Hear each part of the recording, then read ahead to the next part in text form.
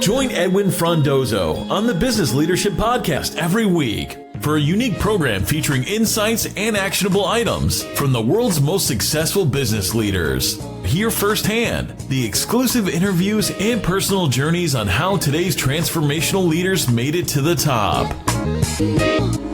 Building a great company, there's a number of aspects to it. And I think fundamentally the biggest advice I could give is have happy customers. And I know this is one of our obsessions. And ensure that whatever you do or whatever is a decision you make, that you never do it at the cost of a happy customer.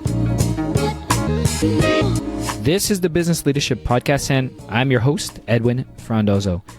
Thank you for taking the time to join me today. I am really happy to have you.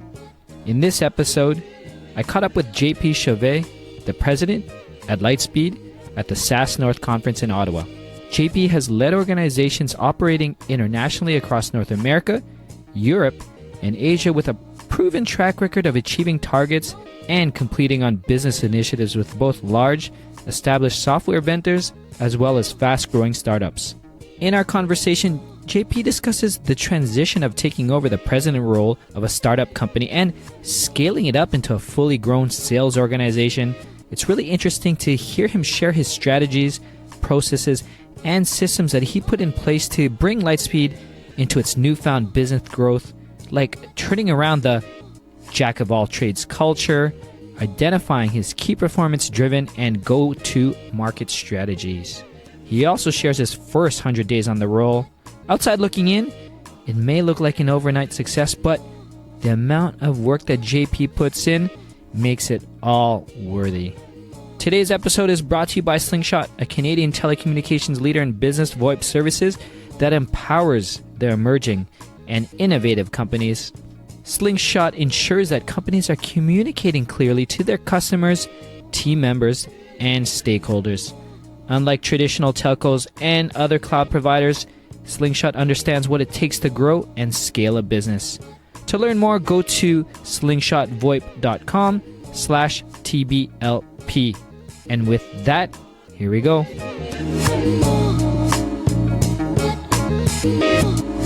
Welcome to the Business Leadership Podcast, JP. Thank you. Well, thank you for taking the time to stop by and speak to us. We're at a conference, SaaS North. But before we get into that, can you just tell us, who is JP? So JP is the president of Lightspeed. We're a publicly traded company, and we do a point of sale that basically replaces kind of the legacy systems with an iPad and all the business logic in the cloud. Awesome. What do you like to do outside of running and leading Lightspeed? Primarily, I love architecture. That's my passion. So I'm always building, or I have a construction project always going on somewhere, and love cooking and actually good wine. Great. So you are here at SaaS North to do a keynote talk on basically high velocity growth. And first off, congratulations on all the successes at Lightspeed. From my understanding in my research into your profile, JP, aka LinkedIn, I guess when you joined as Chief Revenue Officer, even within 3 years, 36 months, you did a 10x growth on the span. I mean, a lot of, obviously, with your leadership and the team around you. So can you tell us maybe a high, for those who are not here, tell us what your talk is about.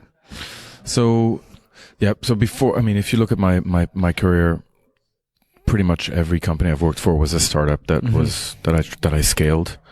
And really what I tried to do for this talk is to try and figure out what was common to all these companies and what strategies we put in place to grow. Mm-hmm. And actually, when you think about this, most of the topics are obvious, but I think sometimes the obvious is not what people apply. And so I just try to look at throughout my career and Lightspeed, what were the big blocks that you actually need to put in place to be able to scale.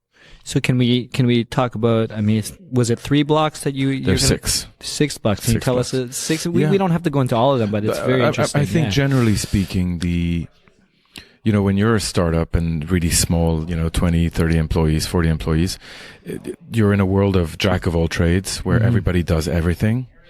And so how do you grow is really by structuring yourself for growth. And I think a few is basically going away from jack of all trades and going into a model where people have a smaller scope and a more defined scope, so that people can grow. And because, if you hire someone and you're like, you got to do everything, for them to scale with the company is going to take a lot of time. Whereas when you narrow the scope of responsibilities, you can hire much faster because you don't have to learn everything to do.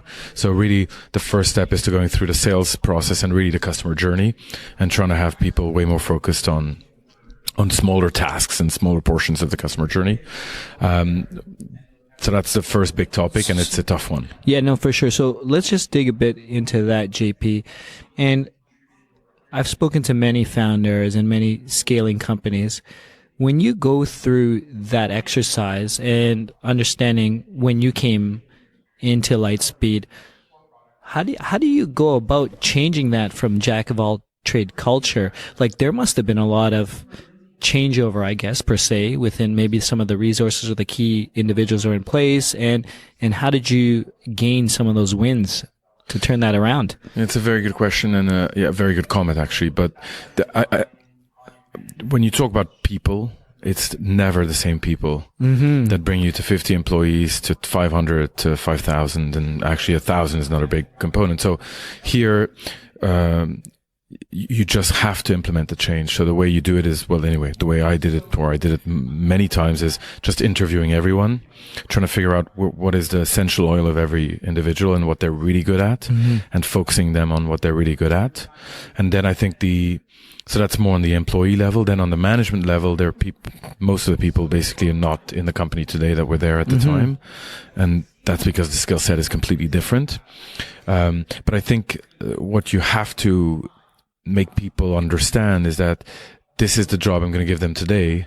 But the flip side of that story is to accept crazy mobility and saying, I'm going to start here and try another job and try another job. And if you look at the people who've stayed with us the longest, and we're very lucky because most of the initial people are still with the company, they've moved from one group to the next. And so I think what the fear people have when you do this is that, oh my God, I'm stuck in this thing forever. Whereas what you have to explain to them is that it's kind of an organic evolution, and that they're going to move from one department to the next, and make them understand that if they make the decision today to be very focused on, demand gen, and if they don't like it, there is an option for them to go into support and to other departments. But just making them really understand that the only way you can scale and the only way you can hire fast enough is by focusing people on smaller tasks that are easier to kind of transmit to someone else, which means you can hire more people and grow. And I think the understanding comes with time, and it's very funny because throughout the years we also acquired a number of companies, and we had exactly the same conversation with every company we acquired, and exactly the same conversation with the employees, which is, okay, you're going to have to make a choice today, but it might not be the same. You might not be doing this job in 2 years from now, but today I have to put you somewhere, and I need to have you focus on a piece of it and become really good at it. So talk to me about getting, I guess, everyone on the same page. What came first? Was it creating that vision and that mission to allow the team members to make that decision whether, I'm on board, I'm going to take this role and hopefully figure this out? Because sometimes when we're in the job, we may or may not see the vision, but we just have to trust it, right? So what came first, and what helped when you looked at the culture? So, and that's, I think it's more of a leadership question than anything else, because ultimately people follow good leaders. And if you're articulate in explaining why and explaining the vision, normally people buy into it. So going back to your question, obviously the first step is, I needed to have a view of, so it's basically a two-step. The first step is an interview, where throughout the interview process, I build a vision. And then from the interview process, from this vision is now built, I have a second round now with people saying, okay, this is the vision. Right. And so I think, first of all, people feeling like they've been heard is a very important thing before you can build a vision. Then the interview process made me understand who I thought were the leaders and who were the followers and who were the key people who would drive my vision. And then it's about being sure that those who drive visions become very close to you, buy into your vision, and then there's a ripple effect on everybody else. But I think it's a standard change management kind of practice is you grab the information, you develop a vision, and then you communicate the vision. And not everybody follow the vision. And it's okay. And I think it's okay for people to say, well, look, this is not for me anymore, and not try to make them hold on to something they don't believe in. And so that's where you see the natural churn of people who want to be in a startup and don't want to be in a scale up. And I think it's a very different mindset. Very true. When you joined JP, I think this was in 2012 as a chief revenue officer. Like, what did you do to prepare as you came into the role, understanding your experience? Because I know from your experience, and we could get into it, like you've grown within sales organizations to leading, to being the CEO of ATEC. So when you came in and you saw the opportunity, was there some specific things you did, and how did you handle your first 100 days as the CRO? Yeah, I mean, it's a while ago. 100, no, but it's 100 days is learning. So you just, but what was very clear to me is that after a week, I knew exactly what I wanted. And these models are not new. We put a high velocity sales model. I mean, everybody's now using this model, but so I think when I came in as a CRO, it's because it was very clear from the investors that they needed someone to kind of take the go-to-market, which was the key, try to grow the company. And I think also the other piece, before I joined, I wanted to be sure I had full latitude to implement what I wanted to. And obviously I have a really amazing relationship with Dax. And so it was very easy. Dax was a product guy and I was the engine for the market. And so we split our jobs, and I just doubled down on that at the beginning when I joined the company. And I got buy-in because I guess sometimes when you have experience and you've done it before, the way you transmit this to someone, you transfer information with more insurance, and you get people to buy into your model in a much easier way. Just another point on your presentation. I think you talk about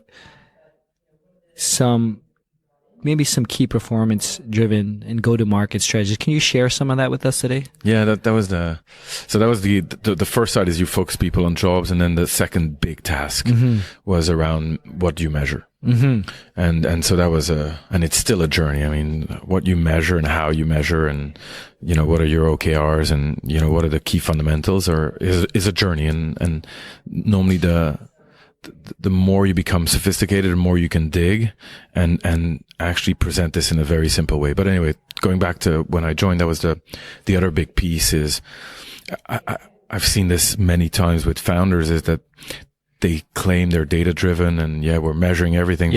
But often what I've seen and what I saw, so actually with Lightspeed when I joined, is there was not the cadence. And I think a data point without the cadence, or without going back to this data point at a very regular pace, means nothing. Right. And so that was the second big undertaking at Lightspeed, was to look at, okay, regardless of the department, I need to have a dashboard. Regardless of the department, regardless of your HR, everybody's view also is often, okay, what gets measured, MRR and churn, and okay, those are corporate values and corporate fundamentals. But I think you need to bring it down one level, and even two or three. You need to bring it to an individual level.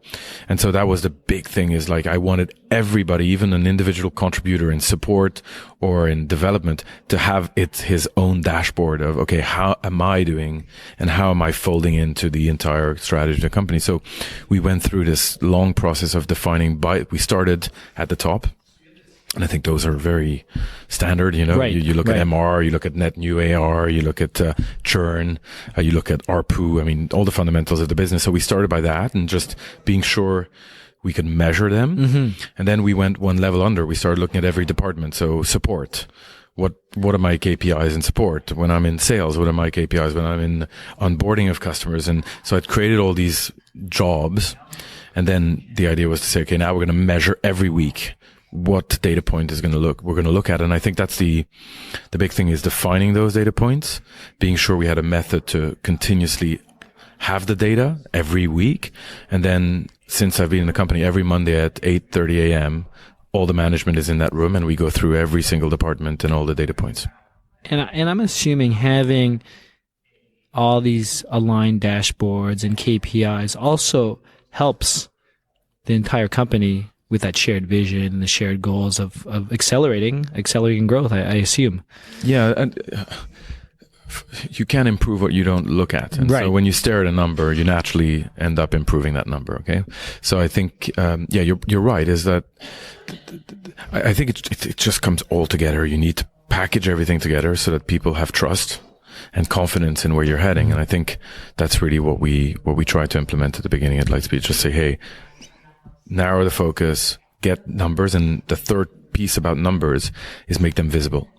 And so every department, and even today, has a number of dashboards everywhere, and everyone's performance is exposed, and even individual contributors. So as an example, if I'm in support, I will see the number of tickets resolved by agent month to date, and I'll see my build up of the dashboard from the weakest to the best, and every department. So it's kind of a gamification at the end of this, but you need to make the performance visible if you start measuring it.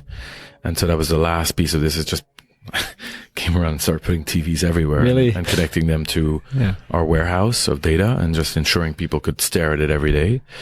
And actually what the impact of that was that the highest performers basically became better and started playing with themselves to always be at the top.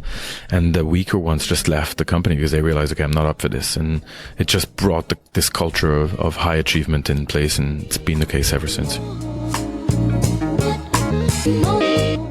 A few words from our episode sponsor, Slingshot. Business leaders are now faced with the challenges to ensure that their business and culture are not only profitable, but also a sustainable business. So how does your workforce look like? As we move towards the growing gig economy and remote workforce, it is important to work with a communications partner that has the knowledge and experience. Slingshot understands the growing needs of business leaders and partners with you to ensure that your company is aligned to your vision, growth, and sustainability of the future. To learn more, go to slingshotvoip.com/TBLP.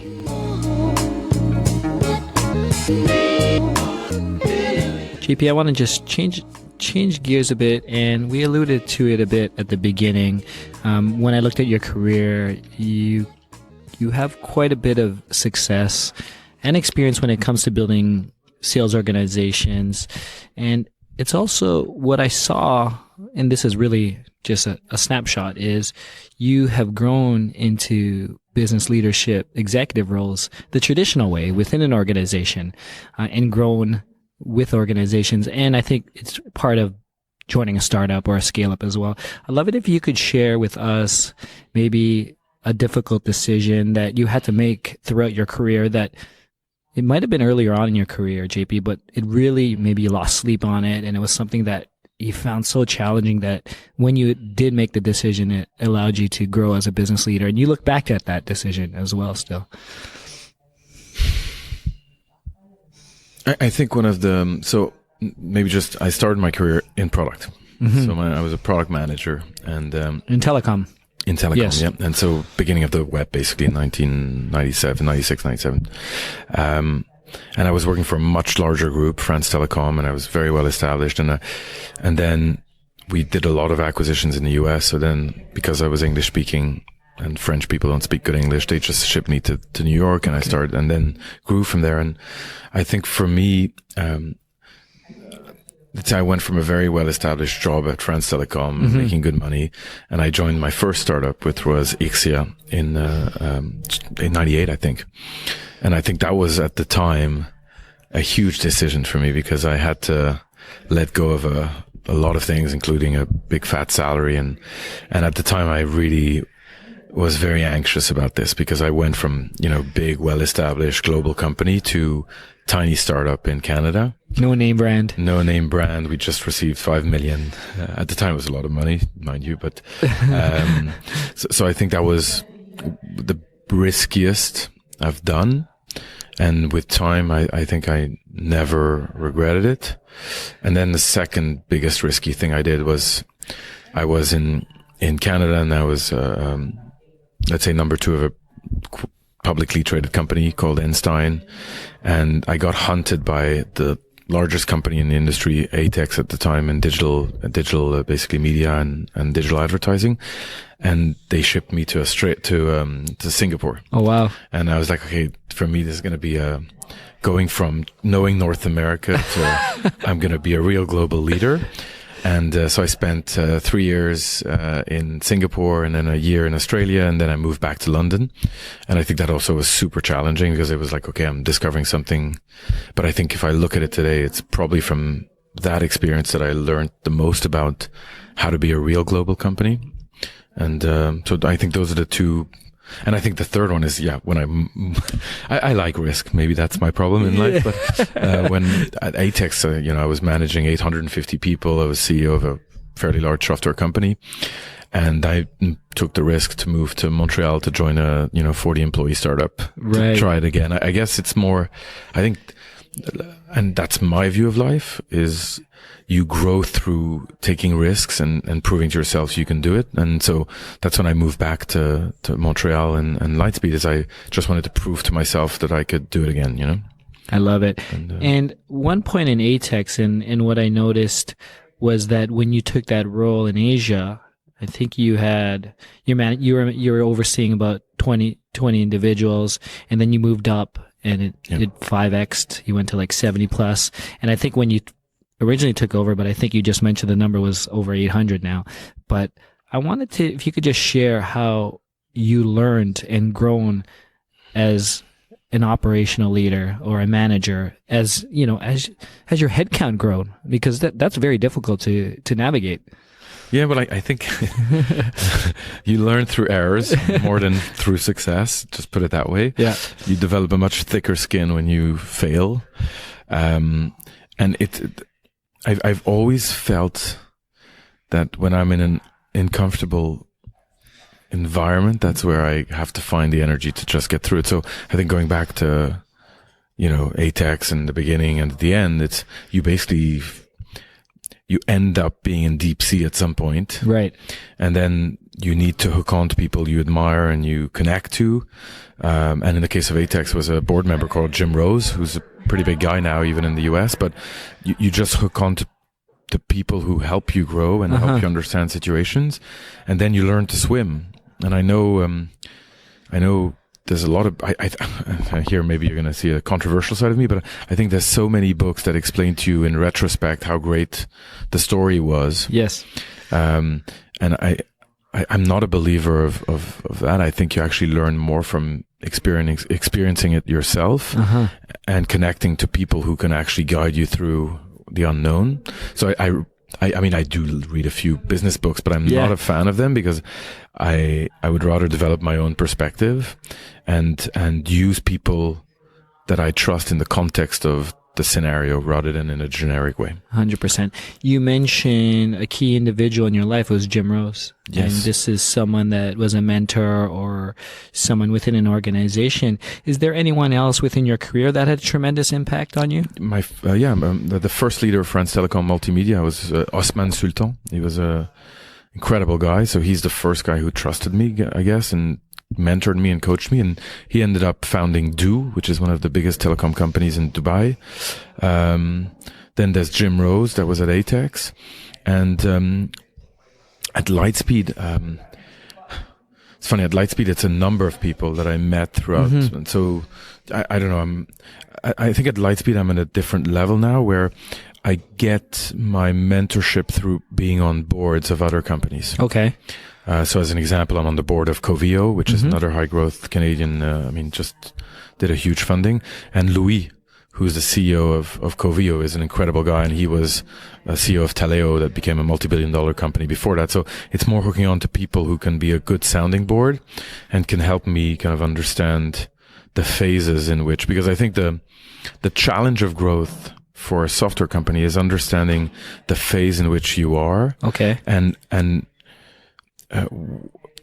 what scenarios you need to develop for this company to be successful. Right. And even Lightspeed, and you could talk to Dax, and we talk about this often, but it's like every phase of Lightspeed has been a challenge.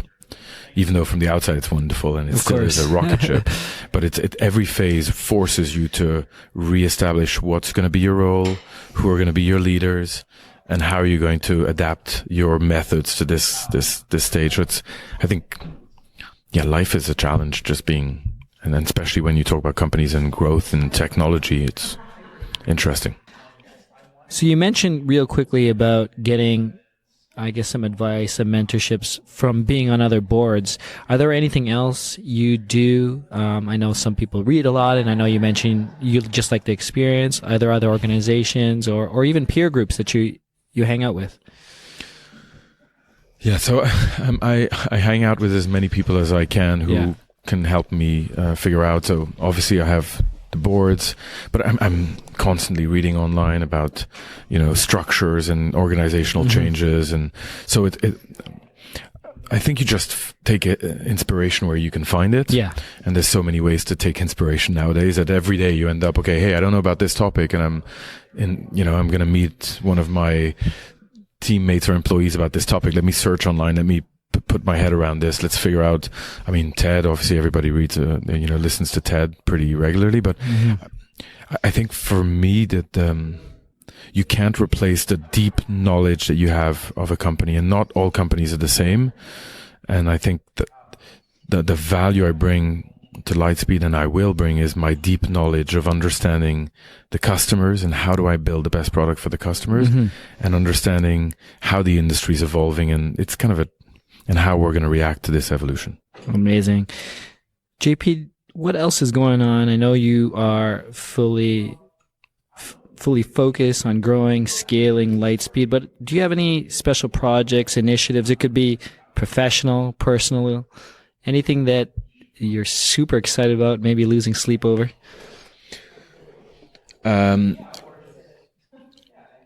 No, this is a full-time job. It's been we went from 47 to about 1,000 employees in a very short amount of time. We have offices throughout the world, so I'm traveling pretty much every week. I think for me, the most exciting thing about Lightspeed is the ecosystem around it, and how it's put Montreal kind of on the technology map, and how.